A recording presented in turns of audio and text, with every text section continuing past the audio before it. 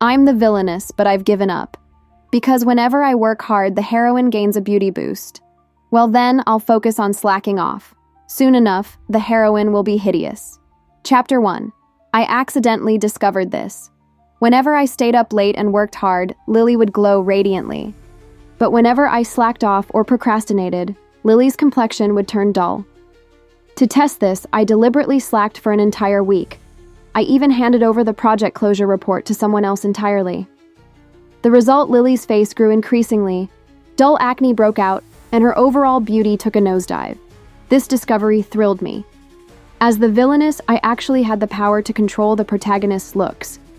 If used well, this ability could absolutely lead to a tragic ending for the leading couple. Thinking back to our first day as interns, Lily in her striking red dress stood out among the group like a shining star exuding a protagonist's glow. At that moment, I couldn't help but marvel at her beauty. She truly fit the vivid beauty protagonist archetype. But now just 1 week of my slacking had stripped her of that glow. She looked completely wilted. Still, the protagonist is the protagonist. Despite her haggard appearance, her boyfriend Victor and her secret admirer Paul continued to show up outside our office one after the other, bringing her fruit flowers and words of comfort. Olivia Quick Lily's suitor is here again.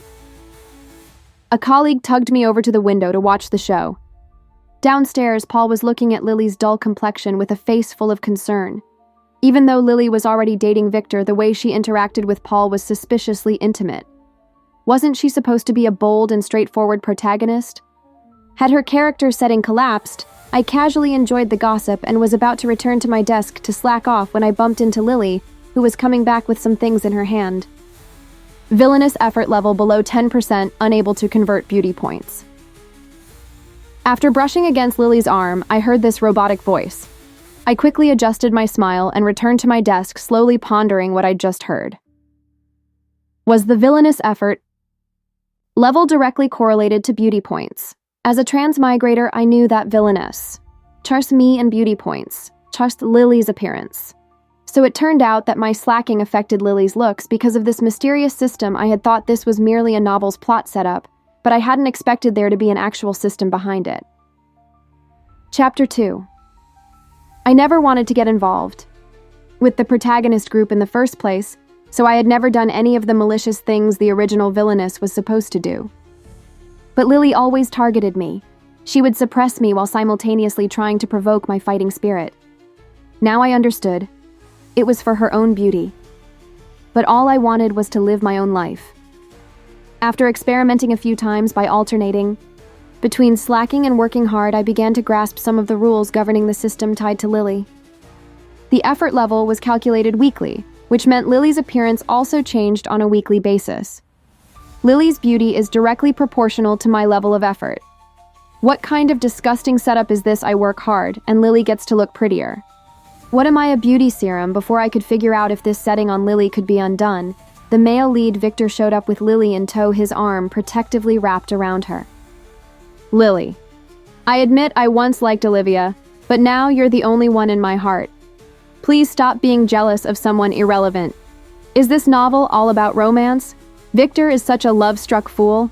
Can't the author rein him in? There are 40 or 50 people in this office area. Is this really the right place for you two to flaunt your love? I was annoyed. These two don't even consider the occasion. Victor's pointed remarks had officially pinned me as the third wheel in their grand love story. Do they think I'll stay? Silent if I don't stir the pot, fine. But if I start acting like a true villainess, their happy ever after might not be so certain. Olivia, don't think you can attract my attention with this behavior. I prefer girls like Lily, strong and independent. Not a delicate flower like you. Victor declared, his tone dripping with condescension. His attempt to insult me was so absurd that I couldn't help but laugh. This guy must have grown up in a deep fryer because he's dripping in grease. Listen, Lily's dear boyfriend. First, I don't know you. Second, I don't like dogs. And third, I wish you two everlasting happiness. Before I ended up in this novel, I was a stand-up comedian. Not a famous one, sure, but I've got a knack for sharp sarcasm. Chapter 3. After saying my piece, I left before they could react.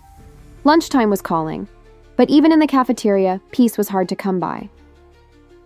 A colleague asked me, "Olivia, do you really not know Lily's boyfriend?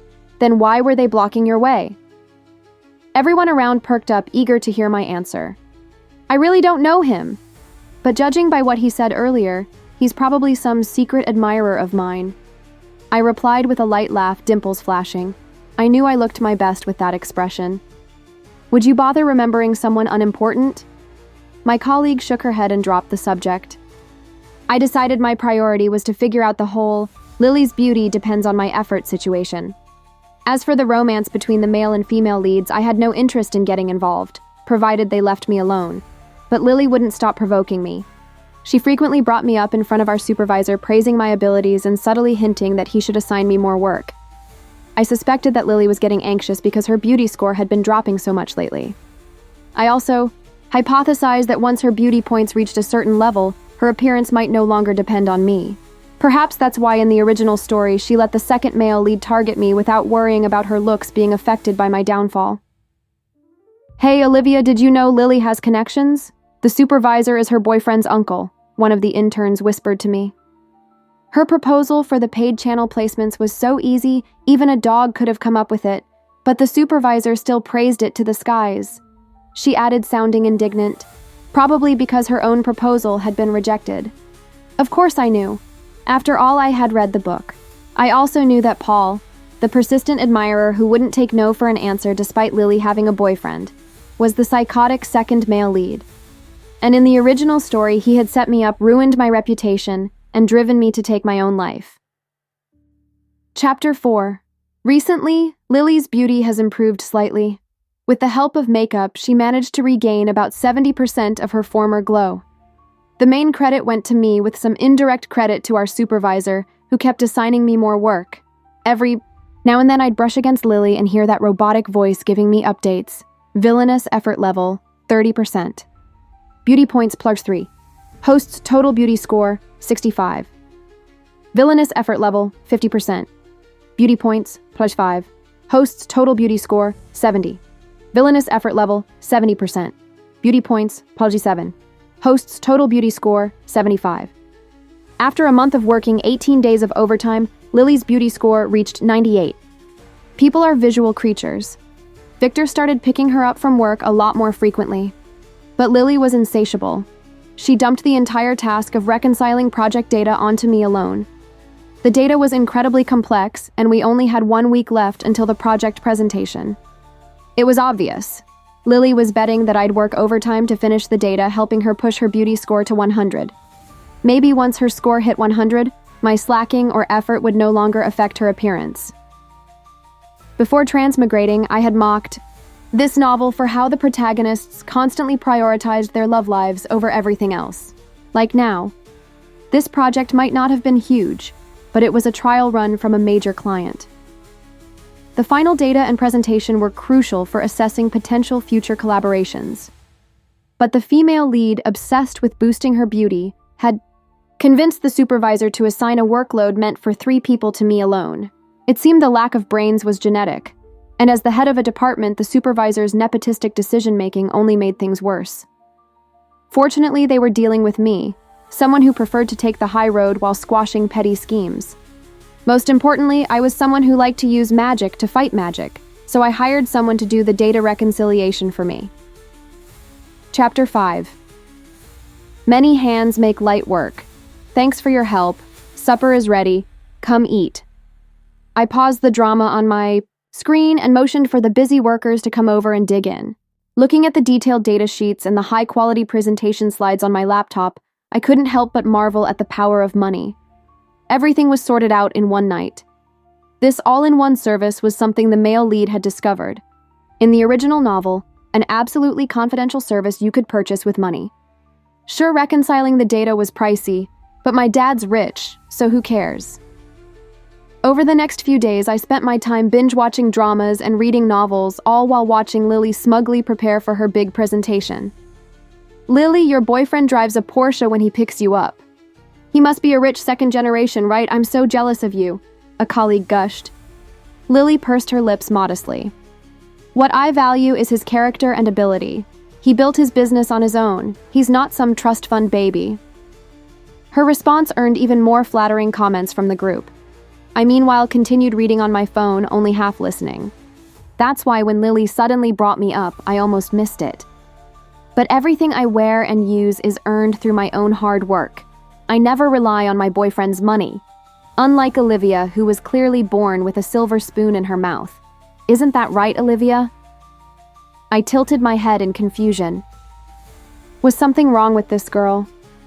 Lily, you must really love drinking hot water, I said with a lazy stretch, blinking innocently at her. Because only hot water can brew tea as strong as you. Lily shot to her feet. Olivia, I may speak my mind, but I never mean to offend. If I've said something wrong, I apologize, but we're colleagues. There's no need to be so harsh. I propped my chin on my hand, unimpressed. Girl, there's a difference between being straightforward and being passive-aggressive. Look it up in a dictionary. Lily didn't respond, storming off to the restroom with her defiant ponytail swaying behind her. All I can say is when it comes to verbal sparring, I never lose. Chapter 6. My good mood lasted only until the end of the workday, because the second male lead, Paul, showed up. In the original novel, Paul's introduction to me involved him retrieving my stolen bag from a thief. If I hadn't read the story, I never would have guessed that this sunny, wholesome-looking guy was Lily's devoted simp. A psychotic simp, to be exact. The kind who would bang his head against a wall for Lily. The next steps were predictable. He'd gain my trust, get me drunk, and then leave me with a beggar. All because I supposedly wanted to ruin the relationship between the male and female leads, and Lily had cried to him about it. Now, though, was this all because I had beaten Lily in a verbal sparring match? Lily really had a fragile ego, and she was so eager to destroy me that she didn't seem to care whether my despair might make me stop working, which would affect her beauty score. Doesn't that suggest that once her beauty score hits 100, my efforts, or lack thereof, won't impact her anymore? But what if her score drops too low? Be careful from now on, Paul said, snapping me out of my thoughts as he handed me my little bag. His white teeth gleamed. He probably eats a lot of meat. I waved him off. Thanks, but I have a germ phobia. Could you throw it away for me? Ever since I realized I was the villainess, I've only carried bags that cost less than 3 figures. I also don't put anything valuable in them, just in case I needed to act like this in front of Paul. Paul admired Lily's strong and resilient persona, so I crafted an image of a neurotic, delicate germaphobe. Sure enough, my unusual response left Paul at a loss for words. I pulled a 100 yuan bill from my pocket and placed it in his hand. Thanks and goodbye. As I walked toward the crosswalk, blending into the crowd, I heard a soft chuckle behind me. Laugh all you want, Paul. If you find me interesting, then that's perfect. I'm a fair person, but I also believe in swift retribution. So Paul, you'd better not try anything foolish, because in addition to being ridiculously strong, I also happen to be trained in martial arts. Knocking out a grown man isn't exactly hard for me. And of course, there's always the option of solving things with money. Chapter 7. Olivia. Why are you smiling like a sly fox? What kind of wicked idea are you cooking up now? I was just contemplating whether to hire someone to keep an eye on Paul when my mom suddenly barged into my room, startling me. Mom. You didn't even knock. Your dad said the shortlist for the Outstanding Intern Award has been submitted, and guess what? You're not on it. My mom was here to laugh at me because I'd made a bet with my dad that I'd win the company's Outstanding Intern Award. If I won, my allowance would double. I had joined the company fully prepared to outwork every other intern to death. But after discovering that my hard work directly boosted the female lead's beauty score, I'd given up on that bet. After all, I'm already surrounded by the protagonist squad. Of course my parents don't know they're in a novel, so I put on my best pouty face, whined to my mom about how hard work life is, and successfully got my monthly allowance raised by another 100,000 yuan. Ah, peace of mind. That should be enough. At first I considered asking my dad to step in and humiliate them. After all, he's the company's vice president. For someone like that incompetent supervisor, losing his job would be as easy as snapping fingers. And if he were gone, he wouldn't be able to tip off Victor about projects as he does in the original novel, which indirectly helped Victor's startup take off. But after discovering I could influence Lily's beauty, I revised my plans. Since Victor and Lily are so in love, Let's see how their romance holds up when money and beauty are no longer on their side. According to the plot, Victor is currently at a critical stage in his startup journey. The turning point comes when Paul's family offers him a project collaboration. In the novel, Paul facilitated the connection. 1536. Honestly, this psychotic second male lead treats the protagonist a bit too well. But what if Paul's family abandons him? Would Victor still be able to hitch a ride on that ship and transform into the next big success story? I don't plan to do anything, for now at least, as long as they don't provoke me. Chapter 8. It was Friday, and Lily was pestering me for the data she needed to finalize her presentation PPT. I typed furiously in our group chat, putting on an extremely stressed expression. I'll definitely get it to you before the end of the day. I'm barely sleeping 4 hours a night as it is. Please stop rushing me. Lily smiled sympathetically. A young woman should be ambitious. If you slack off now, you'll regret it in the future. She donned her, "I'm doing this for your own good" expression and continued pouring out her motivational cliches. One day you'll thank your hardworking self for all the effort you're putting in now. I was growing annoyed. Poisonous pep talks like this were usually my specialty, not something I had to endure from others. You're absolutely right, I replied, smiling sweetly. Women shouldn't just be ambitious, they should also be compassionate. Every fish in the pond deserves care and love, wouldn't you agree? I know how to play the word game too. Nobody's walking away with the upper hand here. After catching up on all the new episodes of my favorite dramas, I finally sent Lily the data I had outsourced last Monday. Lily looked at me with a faintly meaningful expression. Thanks for your hard work. Once the Monday presentation is over, the supervisor said we'll go out for dinner as a team. I had a reasonable suspicion this dinner would involve Paul making an appearance. But I was far more curious about how much Lily's beauty score would drop come Monday morning. After all, I hadn't done any real work all week. I spent 18,000 won. Let's see how much uglier it can make her. Unfortunately, I didn't get to see Lily on Monday. Lily's been hospitalized, announced our supervisor during the morning meeting. Olivia, you'll be handling the presentation today. Lily said she already sent you the PPT. With only half an hour left until the presentation, everyone turned sympathetic eyes toward me. Even though the success of our partnership with the client didn't entirely depend on the presenter was usually the one left to take the blame if things went south. And of course, Lily hadn't sent me any PPT, so much for the resilient female lead. If I hadn't outsourced the work last week, I'd never be able to throw together a decent presentation in just 30 minutes. Chapter 9. I overestimated Lily's sense of responsibility.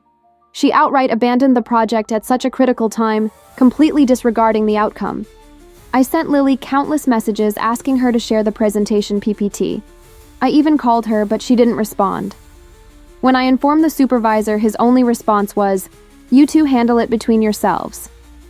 I saved all these interactions, screenshots of unanswered messages, call logs, and even a recording of the supervisor assigning all the data work to me. I paired this with photos of Victor casually entering and leaving the supervisor's office, compiled everything into a file, and sent it to the company's compliance department. It was a formal, real-name report accusing the supervisor of compromising the company's interests to benefit his nephew. Everyone in the department knew about the supervisor's greed. He wasn't bold enough to openly accept bribes, but loved taking small advantages. A compliance investigation would surely uncover his misdeeds. Delivering a presentation in front of 50 people wasn't a challenge for me. However, when I saw Paul among the client representatives, it all clicked. That's why they chose such an outdated proposal. Paul seemed disappointed that Lily wasn't there. When I stepped up to present, his lips curled into a smirk like a cat spotting its favorite toy. I kept my expression neutral, my gaze calm. After all, who remembers a random stranger who once helped recover a stolen bag? The presentation went smoothly. The client agreed to continue the partnership. Everyone was thrilled. Our hard work had paid off. So when Lily showed up at dinner wearing a mask, apologizing for missing the presentation due to her illness, everyone welcomed her warmly. Chapter 10. Thank you so much, Olivia. I'm sorry for the trouble. I had an allergic reaction and couldn't check my messages. You must have worked really hard to prepare the presentation slides, Lily said. I was too busy devouring my meal to care and just nodded slightly. Preparing the slides wasn't hard at all. It was collecting evidence of your and the supervisor's blatant disregard for professionalism that took effort. Olivia, you managed to prepare such a quality presentation in just half an hour. That's impressive, Lily said, standing next to me. She seemed like she was about to sit down, but then changed her mind and turned away. Actually, I'd better stay away from Olivia. After all, I interacted with her on Friday about the data, and by Saturday, I had an allergic reaction. I sighed and casually reached out to touch her arm. Side character effort level below 5%. Beauty value randomly reduced. Host's total beauty score, 65. Why doesn't my effort level go into the negatives? Does hiring someone else to do the work still count as effort? Olivia, why aren't you saying anything? Shouldn't you be grateful to Lily for giving you such a great opportunity to shine? Supervisor adjusted the few strands of hair on his head and stared at me.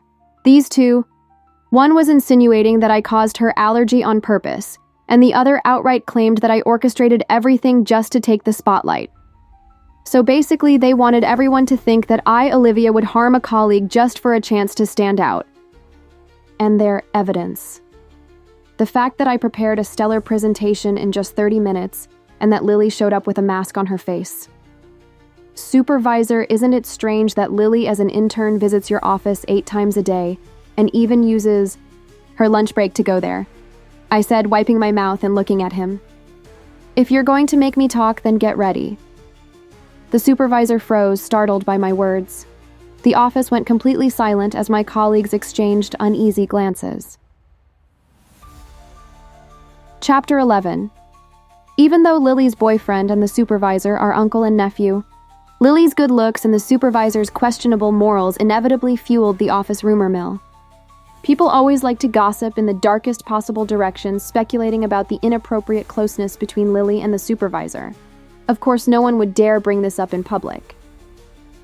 Well, that's because Lily is extraordinarily capable, sacrificing her break time to work in your office, isn't that right? Supervisor. Seeing that neither Lily nor the supervisor had reacted, I decided to help explain the situation for them. The supervisor, nervously wiping his sweat, nodded and attempted to steer everyone back to eating and drinking. But I stood up. So let's lay everything out clearly, shall we? For example, which hospital is Lily staying at? Is this allergic reaction real, or did she bail at the last minute? And what about intentionally withholding the presentation content from me and disregarding the project outcome? Is that an ethical lapse or incompetence?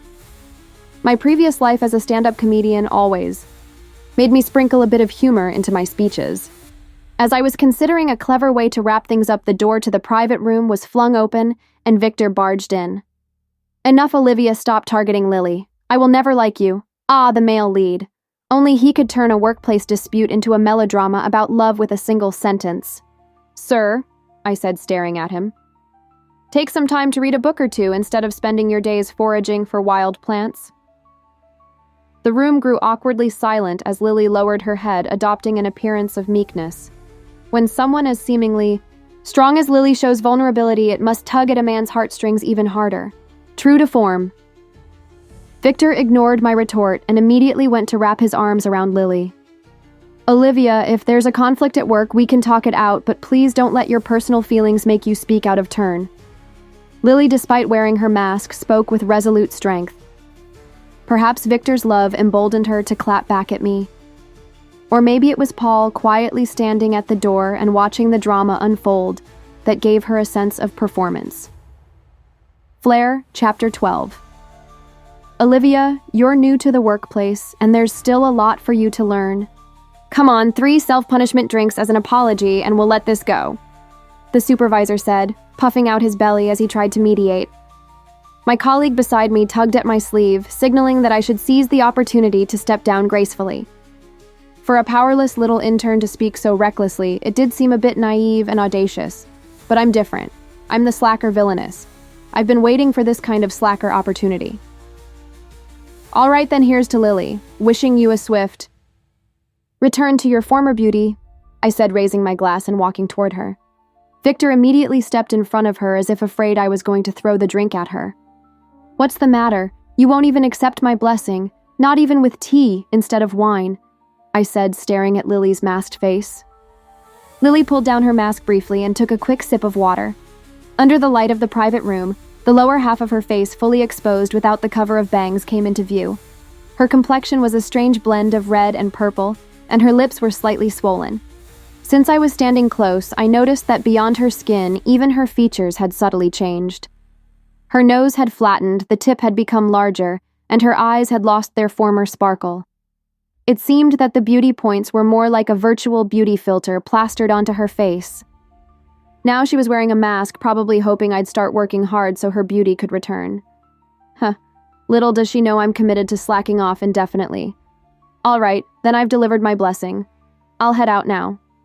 Enjoy the meal and drinks, everyone, I said cheerfully. Having confirmed Lily's condition and appearance, I grabbed my bag ready to leave.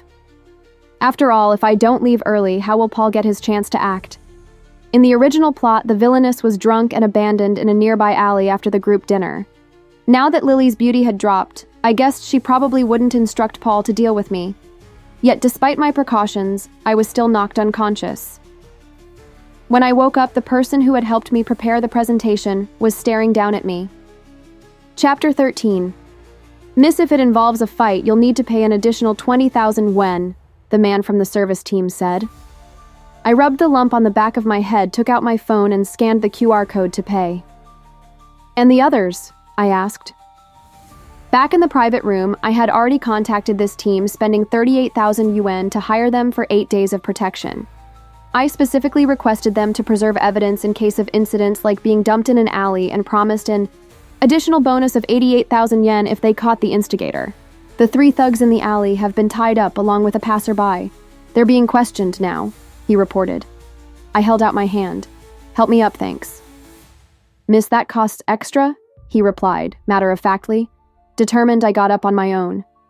By the time I reached the alley, I saw Paul sitting against the wall, hands and feet bound, looking utterly disheveled. Here, scan this and pay, I said cheerfully to the service team. You're free to go. With a bright smile, I waved goodbye to... The team then turned and slapped Paul hard across the face. Paul, ruining a woman is easy, but ruining a man. Even easier, I said coldly. He seemed to want to protest. Miss, there's got to be some misunderstanding. I saw you knocked out, so I followed to try and save you. I had to admit, people with good looks could lie so convincingly that you'd almost believe them. But as someone who knew the original plot, I was well aware that the man before me, no matter how sincere he appeared, only had a conscience when it came to the female lead. How much did he pay you? I asked the 3 thugs huddled in the corner. I'll pay you double, but the target will be him instead. The 3 men, battered and bruised, instantly betrayed Paul without hesitation at the mention of double pay. I untied one of the thugs and gestured for him to approach Paul. Paul tried to escape, but I knocked him down and made sure he stayed put. Miss, this stuff right here, just one drop, and even a bull will turn into a puddle of mush. One of the thugs said, obsequiously pulling out a small vial of clear liquid. It was probably some sort of illegal drug. Paul shouted and struggled, refusing, but he was force-fed 2 drops of the substance. The ensuing scene was unsightly, to say the least. I quickly recorded a few video clips and left in a hurry. Chapter 14. That night, news about young Master Paul being gay spread across all major online news platforms. Some gossip mongers speculated about Paul's lack of a girlfriend and his consistent support for Victor's business ventures. Even some simple-minded fans of good-looking CP, couple pairings, started shipping Paul and Victor as a romantic couple. The situation kept escalating, becoming more and more entertaining. The other young masters in Paul's family, none of whom were easy to deal with, took advantage of the rumors. Regardless of whether they were true or not, they fanned the flames. In a family with so many illegitimate children, eliminating one rival was always a win. To Paul's family, a tarnished, illegitimate child wasn't worth protecting. Paul remained the 6th young master, but was now completely excluded from the family business. Victor, eager to distance himself from the Paul rumors, posted a series of photos chronicling his relationship with Lily from the beginning of their courtship to the present. He even emphasized that they were childhood sweethearts with a stable relationship. However, among the gossipers, some started questioning Lily's fluctuating looks. Did this woman get plastic surgery? Why does she look pretty one moment and ugly The next, probably Photoshop. A professional confirmed there's no evidence of Photoshop in these photos. While these discussions didn't cause much of a stir, Victor and Lily weren't celebrities, just attractive young professionals. These comments would likely sow seeds of doubt in Victor's mind and intensify Lily's desperation to improve her looks. Sure enough, when I got to work the next day, the supervisor dumped a mountain of tasks on me. For the first time, Lily brought me a cup of coffee. "Olivia, I know I've made mistakes in the past, and I hope you won't hold a grudge. After all, we still have to work together," she said. Ah, the art of language, designed to provoke my rebellious nature. "I'm sorry, but no," I said. "I'm petty and have an excellent memory." Lily's masked face betrayed a flicker of impatience in her eyes. "You need to understand," she said, her tone condescending. "A higher rank crushes those beneath it. You'll have to learn to compromise eventually." I pushed the stack of files on my desk to the side. "Oh no, I'm so scared. So scared I can't even work." What Lily didn't know was that the company had already launched an investigation into the supervisor. Her so-called higher rank wouldn't be suppressing anyone for much longer. Chapter 15. When the supervisor's office was investigated, Lily and Victor happened to be inside. Of course, I believe there was no romantic relationship between the supervisor and Lily, but Victor's startup operated in the same industry as the company. While it didn't pose direct competition, the investigators were sharp. Aside from the supervisor's habit of pocketing small benefits, his interactions with Victor and Lily, combined with their romantic relationship, would make the investigation dig deeper into whether he had leaked company secrets. Regardless of the outcome, the supervisor wouldn't be retained, and he might even face legal consequences. The supervisor was taken to the top floor to assist with the investigation.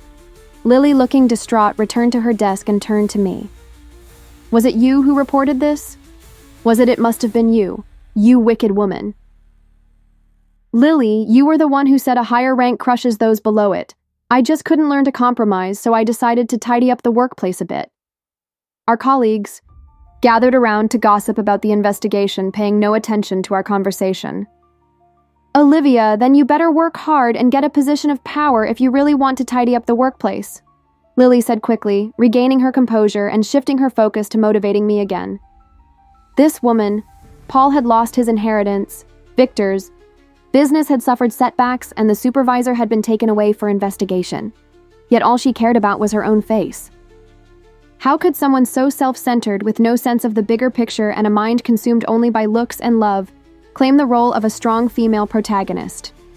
This was the core reason I had criticized this novel so much in my previous life. Having experienced it up close now, I realized Lily was even more selfish than I'd imagined.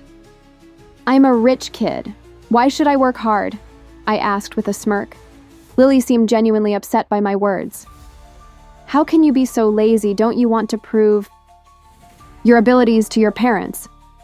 I leaned back in my chair, tilting my head slightly to look at her anxious face. "My parents don't care about me.